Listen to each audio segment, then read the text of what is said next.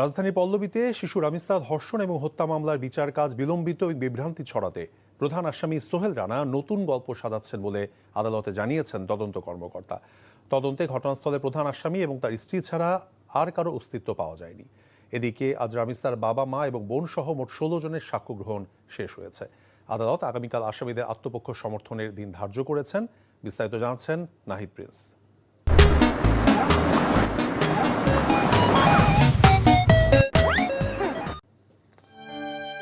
রাজধানীর পল্লবীতে নির্মমভাবে শিশু রামিসাকে হত্যা মামলার বিচার প্রক্রিয়ায় মিলেছে নজিরবিহীন গতি।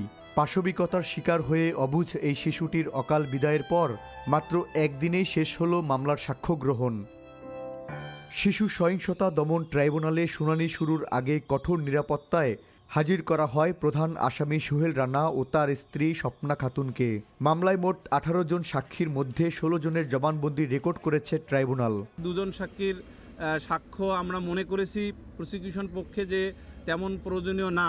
একজন হলো ইএস অর্থাৎ আসামির গ্রামের ঠিকানা যাচাই বাছাইয়ের জন্য, আরেকজন হলো এই মামলার যিনি রেকর্ডিং অফিসার অর্থাৎ যিনি এই মামলাটা শুধুমাত্র বিপি ফর্ম 27 রেকর্ড করেছেন।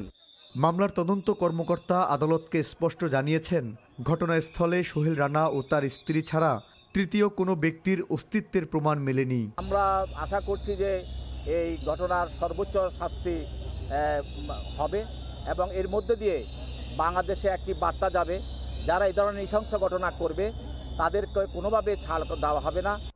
এদিকে আসামি পক্ষের আইনজীবী বলছেন, বিচার যেন দেশ ও দেশের বাইরে কোনোভাবে প্রশ্নবিদ্ধ না হয়। চেষ্টা করেছি বিচারটা যেন দেশ এবং দেশের বাইরে যেন এই বিচার প্রক্রিয়া প্রশ্নের সম্মুখীন না হয়।